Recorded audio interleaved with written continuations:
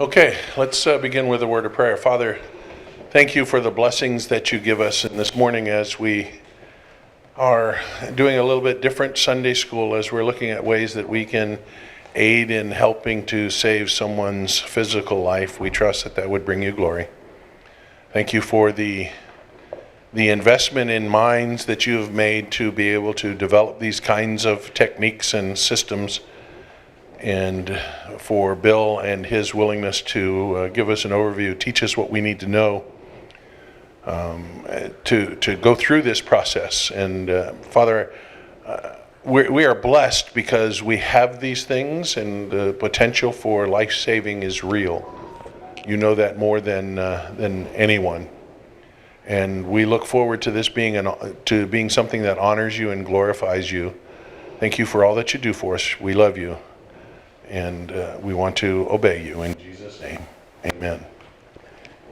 I asked Bill, first of all, don't forget to pick up your books, Person of Interest, so you're prepared to do next week. I asked Bill to give us an overview of the AED and of CPR, and he's got some what do we call them now? Rescue Annies? Just mannequins. Just mannequins? Not dummies, because they're not dumb. If you want to do some hands-on CPR, I think it's good experience. I've done it a bunch, and I still did it all the time when we had training class, because it's something that is good for you to experience. But the church was blessed with an AED a number of years ago, and so Bill's going to give you an overview on the AED, because the life you saved might be mine. And so I wanted Linda to be out here to be able to participate in this, so that someday we're sitting around and I go down and do the funky chicken. She'll have an idea of how to slap the pads on me and potentially save my life. And so since we've been blessed with that, Bill's going to train us on that, or show us how to use it. If we desire, we can do a real certification training class at a later date, not just in Sunday school. So this is important. As a recovering medic, I've done CPR on a bunch of people. It's an interesting thing to do in your life. I guess it was about 2 years ago the last time I did the Heimlich on somebody at Outback. Thought I'd get a free lunch out of it, and I got to thank you. That was it, but we still popped it. Well, I probably would. We still popped the steak out, and he went on and finished his steak and went home. Medics checked him out, and he was fine, but we popped the steak out. So, Bill, come. Thanks for being part of our group. Thanks for the blessing that you are, and for teaching us about AEDs and CPR. Pastor Rich, thank you. I really appreciate the opportunity. This is the first time, I've been teaching CPR since 1974 and certified more than 18,000 folks. So this is the first time that I've ever taught CPR in Sunday school, which is really cool. So I'm pretty passionate about it. So, the Great Commission says that God's highest calling is saving souls. I believe that God's second highest calling is saving lives. And CPR, cardiopulmonary resuscitation, cardio heart, pulmonary lungs, resuscitate to bring back somebody who is unconscious or clinically deceased. So we have the opportunity to go through an overview. Now, normally, the things that we are talking about today, we cover in a 2.5 to 3 hour course. So I would encourage you, wherever you are, get with Red Cross or the Heart Association, sign up. It's very inexpensive, and spend that 2.5 or 3 hours and go through a full class to cover all of the things in greater detail that we're talking about today in a very superficial way. One of the first things that you do when you come upon a scene or a victim is you want to survey the scene. Number one is your personal safety. We don't want you to risk your life. The victim could be laying in water. There could be power lines there. There could be a snake there, a poisonous snake. You don't know what the situation is. So the very first thing when you come upon a victim is you survey the scene. And there are a couple of things that you need to do to prepare yourself for an emergency. First of all, it's going to be traumatic to you. If that is not your job, you need to take a couple of seconds, no more than 2 seconds. You need to stop, and you need to tell yourself, in addition to surveying the scene, number one, that's not me down there. Number two, you didn't cause that person to go down. And number three, you are in a position to help that person. So you need to get your emotion and feelings out of it and totally focus on what you need to do to help that victim. Actually, the Red Cross has not permitted us to use the word victim anymore. The word is patient. That came out a couple months ago. So anyway, we'll use the word patient. So when you come upon a patient, you survey the scene, you make sure that the scene is safe. The next thing that you want to do is you want to shake and shout the patient. You don't want to come upon somebody and start doing CPR on them. You could wind up getting hit in the face or assaulted in some way. So you want to be careful, and you want to shake and shout, "Hey, are you okay? Are you okay?" And you also want to see if there's anything coming out of their mouth. Is there alcohol, any smoke, anything like that. You want to look in their eyes to see what their pupils are doing. Do they have pinpoint pupils? Are their eyes dilated? That's going to give you a lot of information. So there are 3 things that we want to do in addition to shaking and shouting. We want to check to see what's going on with the patient. We want to call emergency services. Here in the U.S. it's 911. And then we want to care for the patient. So it's check, call, and care. If a person is unconscious, yes, you definitely need to call 911. That is an unnatural state, and you need to get the paramedics rolling as quickly as possible. You don't want to be stuck there for hours doing CPR by yourself. It's not fun, and even after a few minutes, it's extremely tiring.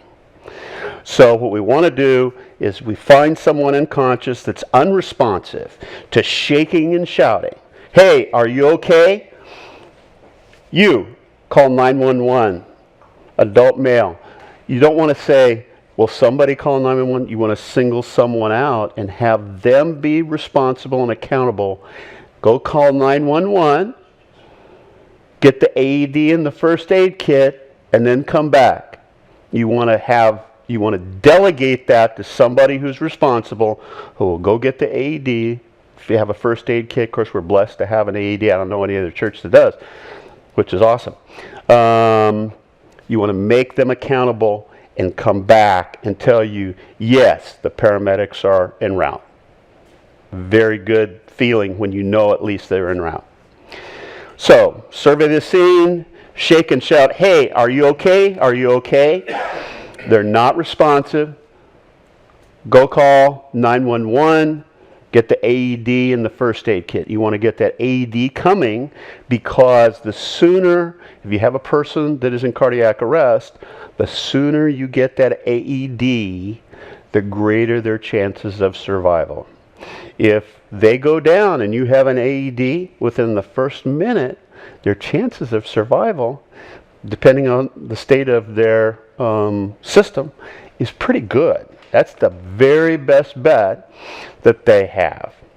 So, again, survey the scene, shake and shout. If they're not responsive, you call 911, get the first aid kit and the AED.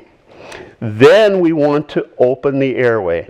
Now, this is an audience participation session. So I need a couple of volunteers to work with the 2 mannequins that we have. Don't be shy. They don't bite. Okay? I've done this before, but not for like 25 years. That's okay. And what you learned before, I would encourage you to basically forget it. Okay, because the standards have changed significantly. Having done and taught CPR since 1974, the standards have changed dramatically. And actually, they changed in the last month. So you're going to be learning the latest standards. So if you have an opportunity and you have gloves, go ahead and glove up. Take some time. The Red Cross says, yes, you must glove up. Yeah, but you're not going to have gloves most of all. You know, if you've got them, it's great. If you don't, don't worry about it. There are Okay. some, And actually, I don't like it. There are some in our AED bag, but I bet they're for tiny hands. Yeah. They don't make gloves at the factory that Omar's. Exactly. Probably need some black ones. Yeah. Now, if you have a barrier, which each of you have a barrier, go ahead and take it out of the bag. Should have done that before I put the gloves on. Yeah. It's okay. It's a test. Manual dexterity. Yeah. It's always good to use a barrier if you can. If you have it available, we want to prevent the transmission of disease.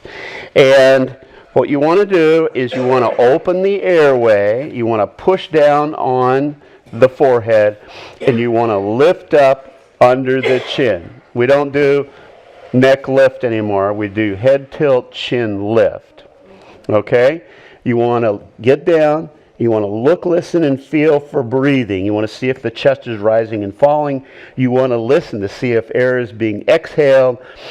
And you want to count 1, 2, 3, 4, 5. If there is no breathing, you do not breathe for them. You immediately go to CPR compressions.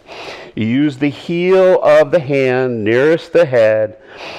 Place it in the middle of the chest, on the sternum.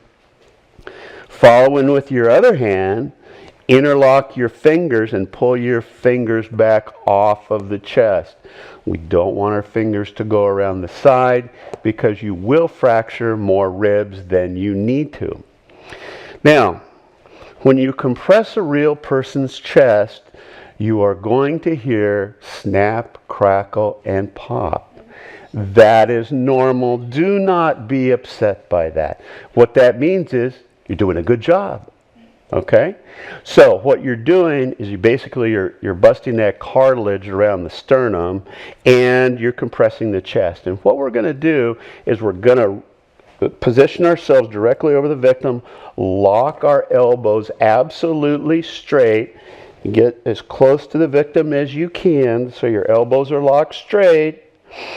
And you want to press down at least 2 inches, okay?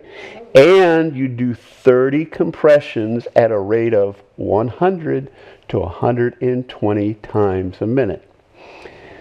If you remember the rock group ABBA and the song Staying Alive, or Queen, Another One Bites the Dust, those are... which is not the one that we really prefer, but Staying Alive is good. So if you think about that song, that is the proper compression rate. Okay, so let's begin. What we're going to do is we're going to do 30 compressions, and then we're going to do 2 ventilations. Okay. Ready to begin. 1 and 2 and 3 and 4 and 5 and 6 and 7 and 8, 9 and 10, 11 and 12 and 13. Press harder. 14, 15, 16, 17, 18, 19, 20, 21, 22, 23, 24, 25, 26, 27, 28, 29, 30. Okay, both of you are doing great. Move your victim a little bit closer to you, and then try and lock your elbows straight. Same thing. Again, if you press straight down, if you have to stand on your tiptoes, it's better than pushing from the side. Okay, it's much easier and you're going to tire a lot less. So after we do those 30 compressions, we're going to go to ventilations. We're going to get our shield. We're going to open the airway, and we're going to get an airtight seal around the mouth and the nose, okay? Really tilting that head back to pull the tongue off the back of the airway and ventilate twice. And what we're going to do is we're going to see the chest rise. You got to make sure that that chest rises. If it doesn't go in, we'll deal with that in a second, okay? So 2 good breaths.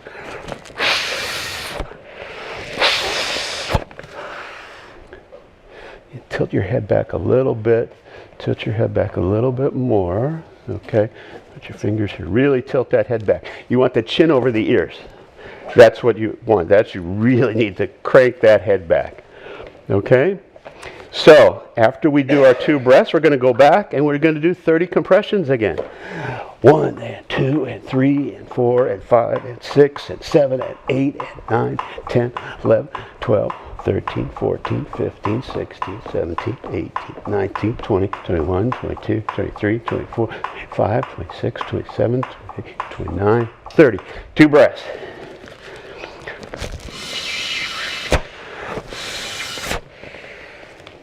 Okay, wonderful. So let's take a break. Are you tired? Okay. Try and think about doing that for a long time. So I guarantee you, if you start doing compressions and you forgot to call EMS, you'll remember. I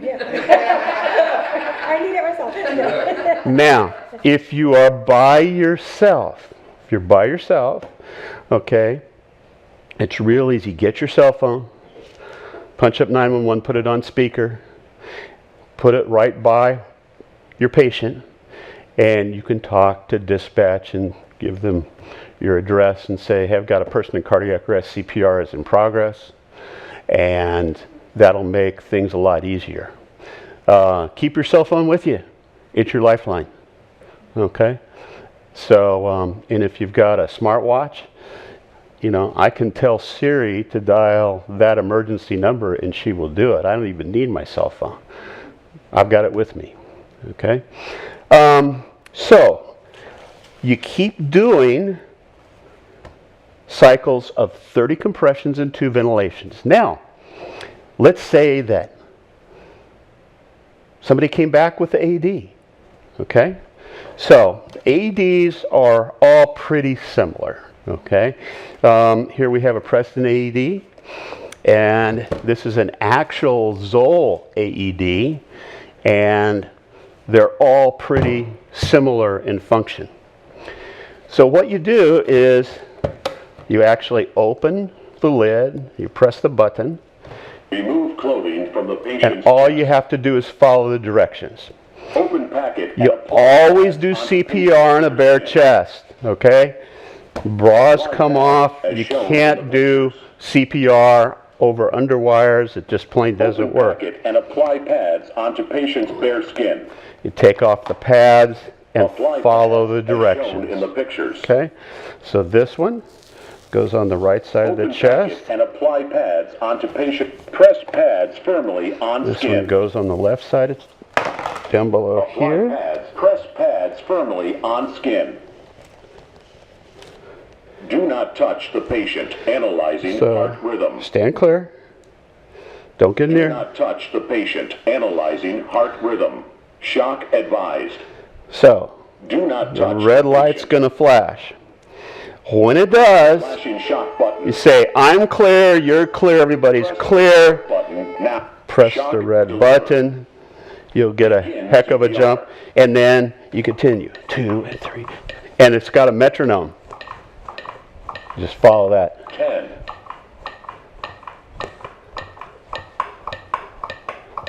20. And you get ready to give your 2 ventilations. 30. Give 2 breaths. That's simple. Okay? And you keep going. And you keep going until 10. your victim wakes up and says, thank you very much, I owe you a steak dinner. EMS arrives and they tell you to stop. Okay, just because they're walking in the door, don't stop. Keep going because they need to get their gear set up. They'll put on their own AED and go through their protocol. So don't stop until you are relieved by someone of equal or higher training than yourself. Are there any questions so far? Do they ever do two-man CPR anymore? Is that? Yes, absolutely. So professional rescuers, absolutely. Yeah, we do that all the time. Yeah. So the question was, is two-person CPR still relevant? Absolutely. Absolutely. And, you know, when EMS arrives, fire crews arrive, absolutely. They'll take a whole team. And that's typically why you have a two-person EMS unit, and they'll dispatch a fire or rescue unit there because you got your hands full. You got your hands full when you're resuscitating somebody. Okay?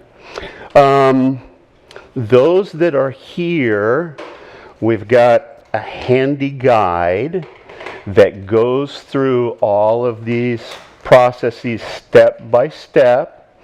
And those of you that are online, please, in the comment section, put in CPR guide and your email address. And Pastor Rich will email you a copy of this guide within 24 hours. So this goes through all of the steps: recognition of an emergency, how to deal with that, check, call, care, and then what to do actually in cases of bleeding, anaphylaxis, obstructed airway for an adult. Okay, so it's a handy guide, and again, this is just a very brief overview of exactly what we've got going on. So, Our AED has one pad. yeah. It's configured like this, connected, so you can't get it on wrong. You can't get it on wrong. It's an entire pad, so you unfold it and you lay it over the chest, and it has a big X right here. So it tells you exactly where to compress the chest. But they're all very similar. They walk you through it. You just need to make sure, like the Philips AED is very similar to this. It's got separate pads. The Sowell, again, as Pastor Rich said, it's got both of those. So with the time available, what I'd like to do is kind of have you go through a scenario from start to finish, and I will walk you through it. So I need 2 volunteers. Come on, Brian. Need 2 volunteers. Okay. Well, it's old. Yeah. There's one. You get extra credit for. So, who's my primary rescuer? Brian. I Okay. got voluntold, so yeah. There you go. Okay. Come on. Get a shield. Come here. Please glove up.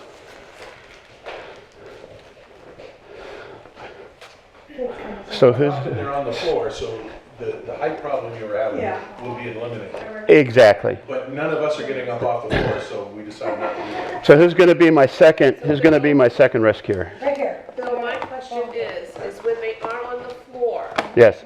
do you have to be on your knees to do it, or can you bend from the waist to do it? Because I do not get on my knees. Somebody else's turn. Can you get on your knees? I do not get on my knees. But could you? The issue isn't whether you can get up, because I have the same problem. It would be very painful. I have not been on my knees. The answer is yes, you can do that. Yeah, you can do it, but can you bend that far down? Yes, I can. Okay, perfect. So long as you can compress the chest at least 2 inches, you're good. But how are you going to ventilate? You're going to, that's a stretch. Okay, so there is hands-only CPR. Okay? So if you are unwilling or unable to give ventilations, then do hands-only CPR, and we will, and you just keep going. The thing about hands-only CPR is the concentration of oxygen getting into the bloodstream is not as great as if you're doing your proper ventilations. Okay? So Brian, you're going to be the primary rescuer. Why don't you come up here? Kate, you're going to be secondary. Sure. You're going to be the AED retriever. Hey, I've done this before. Okay? That was my role. Perfect. It's kind of like a Labrador retriever, but The bag was much bigger and heavier before. Exactly. So, I'm going to walk you through this step by step, just to make sure that we get it perfect, okay? So, Brian, you're going to be coming into the room, and you're going to walk in and go, oh, this is not good. We have a person on the ground, okay? So, you're going to survey the scene, and make sure it is safe for you to approach. There's no rattlesnake. The person's not lying in water with electrical wires. You determine that the scene is safe. What's the next thing you're going to do? the mental check-in, the 2 seconds that you were talking about. Which It's not would be, me down. it's not me. You didn't cause it. Yep. And you are in a position. I can help them. Remember, this is God's second highest calling. First is saving souls, second is saving lives. Yep. So you're good, right? Yep. Okay. So, but you're good. You Yeah, can I'm you good. can help. Okay. What's the next thing you're going to do? Yo, wake up. Wake up. Non-responsive. Nope. What are you going to do? All right. Got someone? You, please grab the AED. And you're going to call Ghostbusters, or who are you going to call? Call 911, please. Adult male. What? Adult male. Okay. Non-responsive. Non-responsive. Non-responsive. Okay. Calling 911. Okay. AED. Okay. Okay, so what are you going to do? You're going to check for breathing. You're going to tilt the head back, and you're going to look, listen, and feel for breathing for 5 seconds. Now, the Red Cross has changed their procedure. You no longer, as a layperson, check the pulse. You don't check the carotid artery. If the person is not breathing, they are deemed to be in cardiac arrest. Okay. So you're going to, for our purposes, assume that that's the case. So you're going to go ahead and check for breathing for 5 seconds. Really tilt that chin back, head tilt, chin lift. Okay? Get your head down there, look, listen, and feel for breathing, and count out loud. 1001, 1002, 1003, 1004, 1005. They're not breathing. Nope. What are you going to do? You're going to start compressions. You're going to do 30 And then and 2. So go ahead. And get them right close. Get the elbows locked straight. Press straight down, at least 2 inches. Count out loud. 3, 4, 5, 6, And 7. you get your finger, pull your fingers up like that, so all of your weight is right there. 7, 8, 9, 10, 11, A little bit faster. 14, 15, 16. 17, 18, 19, 20, 21, 22, 23, 24, 25, 26, 27, 28, 29, 30. And 2 breaths. 2 breaths. Get her done. Really tilt that head back.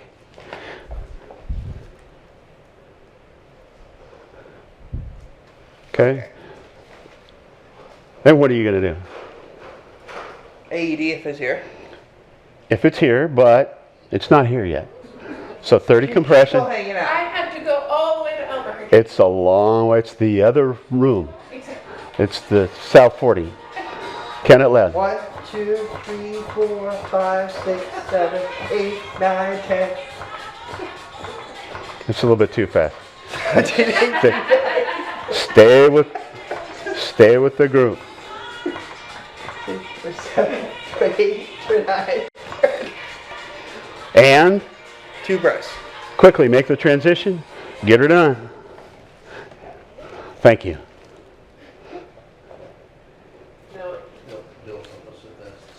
All right. Okay, so Kate has just brought the AD. She has confirmed that EMS has been called. And what are you going to do? First of all, you need to set the AED up near the head of the patient. Meanwhile, you're still doing compression. You're still doing compressions. You don't get to stop for anything. Kate, press that green button. 3. Follow the directions. Clothing from the patient's chest. Always bare the chest. Always bare the chest. Apply pads onto patient's bare skin. Apply pads as shown in the picture. You've got a cheerleader. Come over here and watch this, Harper. Open packet and apply Okay. pads onto patient's bare skin. Good, Press pads good, good, good. firmly on skin. Apply pads as shown in the pictures. I'll put down lower. Put down a little bit Apply lower. pads Yeah, as good. shown in the picture. Press pads firmly on skin. Do not touch the patient. Analyzing heart rhythm. Do not touch the patient. Analyzing heart rhythm. Shock advised. Do not I'm touch clear. the You're patient. clear. Everybody's clear. Nobody's touching? Press the flashing shock button. Boom. Shock delivered. The bunny. Begin CPR. Begin CPR. Keep doing 30 and 2. Follow the metronome. 10.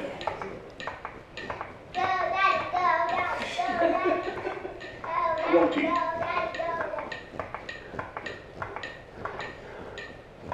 30. Give 2 breaths.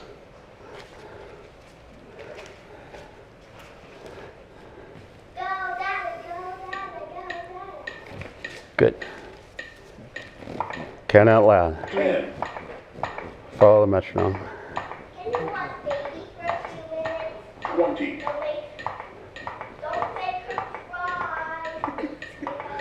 30. Give 2 breaths.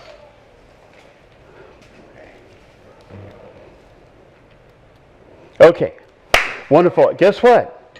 The patient survived and says, "Thank you so very much. I'd like to buy you a steak dinner."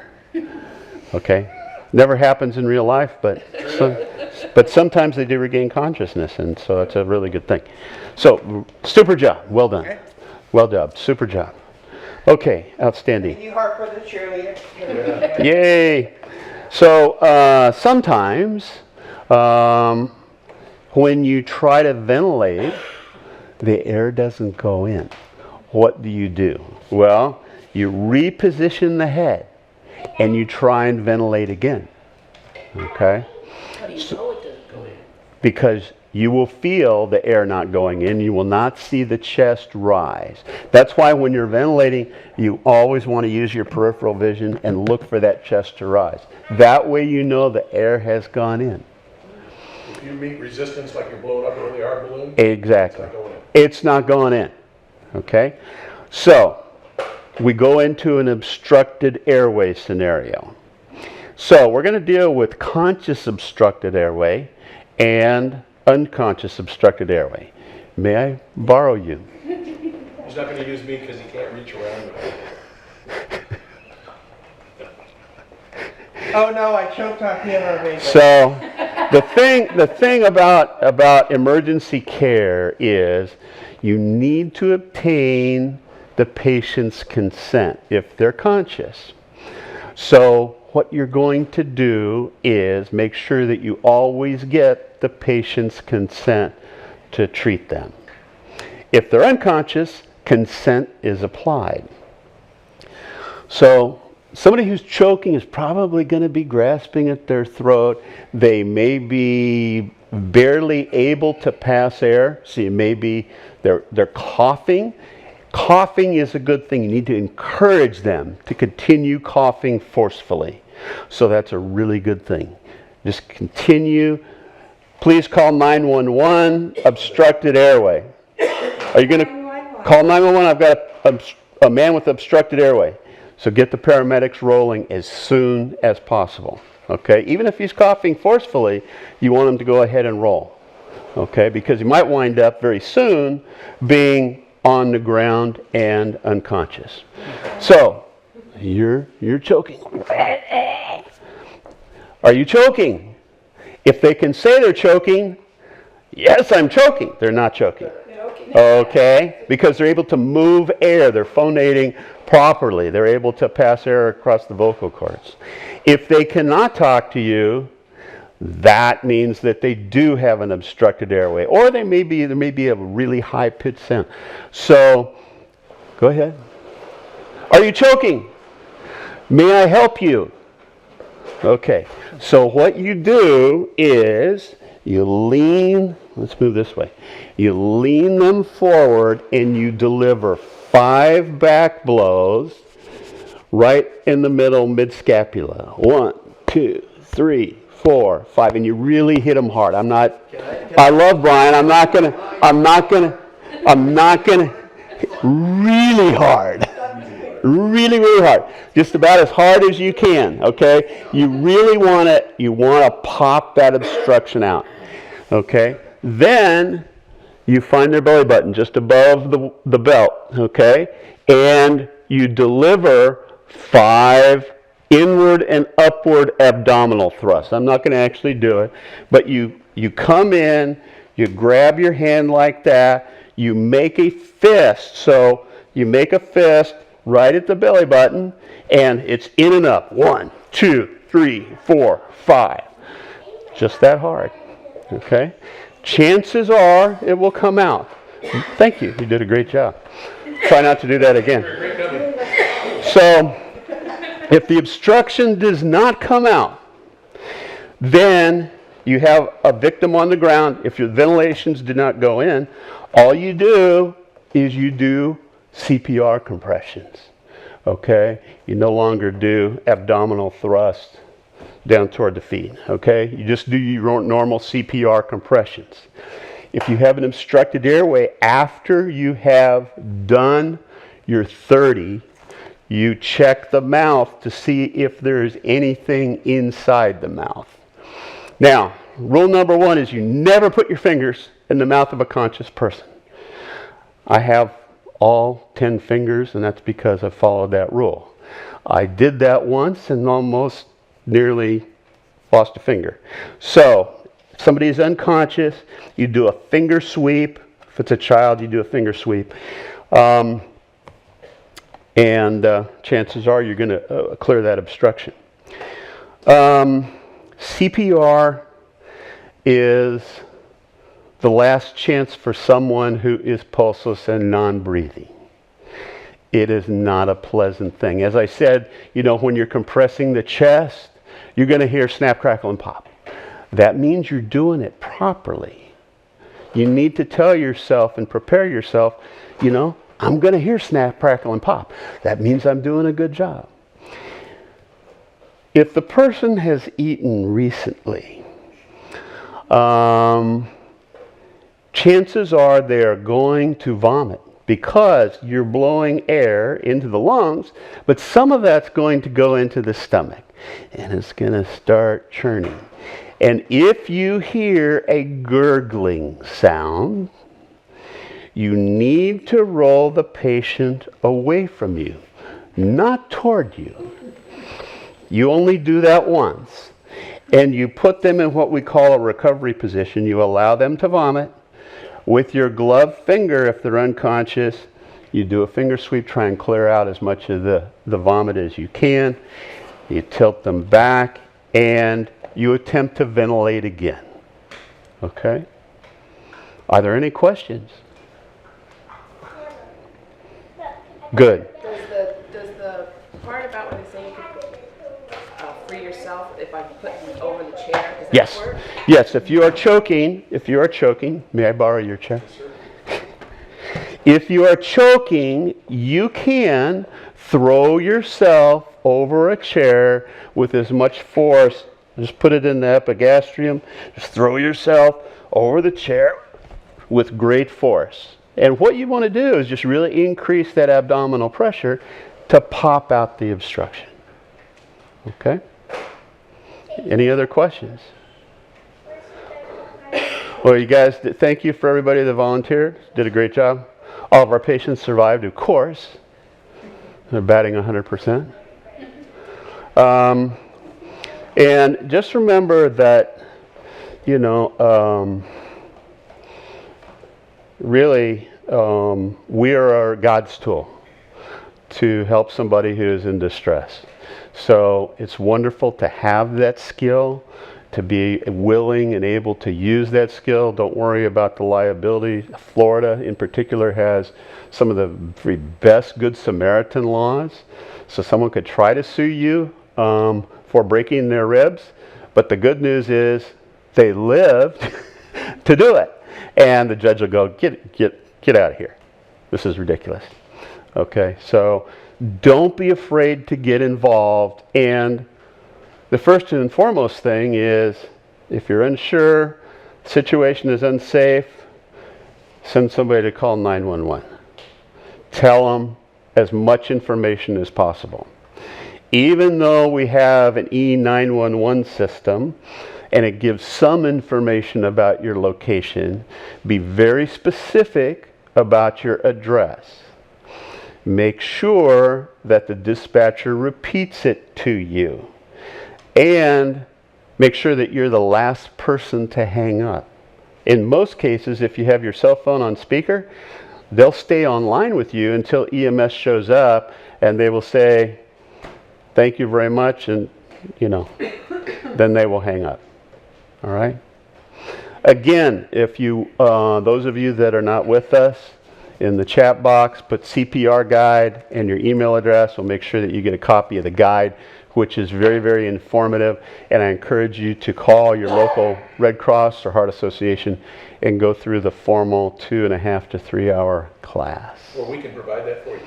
And we can do that here. Absolutely. Touch on really quickly the difference between doing child CPR and adult CPR. I know you don't have child Yes. dummies and stuff, but Yeah, actually, I've got infant mannequins, but you still do 30 compressions and 2 ventilations, and you compress their chest 2 inches. You compress it 2 inches. So it's on a child, it's really the same as an adult. Infants, different. Just don't need as much force. Not as much force. Yeah, but you still need to compress that chest Same hand. 2 inches. Yeah, basically. I mean, you can do a single hand. I was taught single Typically, hand, that's why I you can do a single hand. The real issue is compressing even the child's chest 2 inches. They changed that. So if you need 2 hands, I mean, some children, children that are going through the pre-puberty or in puberty, yeah, you need 2 hands. I mean, they're basically an adult. At 50 pounds is really the transition. About 50 pounds is the guideline. If they're infants, maybe with your thumbs or with 2 fingers. If they're an infant. Exactly. With an infant, now it's circling the chest with 2 thumbs. And the rate is a little bit more rapid. That's as fast as you can go. Exactly. Okay. Thank you very much for your time and kind attention. It's been a pleasure. Closing prayer. Thank you. Let's bow our heads. Gracious Heavenly Father, thank you so much for giving this opportunity to be together and for our being able to talk about life-saving skills.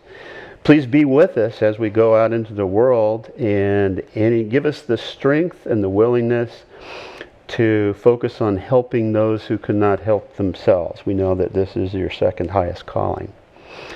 Please be with us during church and be with Pastor Rich and be with those who are not with us and give us a great week. Thank you for everything that you do, gracious Heavenly Father. In your name we pray. Amen. Thank you for watching or listening to this teaching on demand from Friendship Grace Brethren Church. Please consider sending us an email at info@friendshipgracebrethren.com to let us know how this teaching may have helped you. Please also consider joining us in person at Friendship Grace Brethren Church, located at 10251 Metro Parkway, Suite 116, Fort Myers, Florida, just south of the intersection of Metro and Colonial Boulevard. Sunday school begins at 9 and worship service at 10 a.m. We look forward to seeing you in person at Friendship Grace Brethren Church.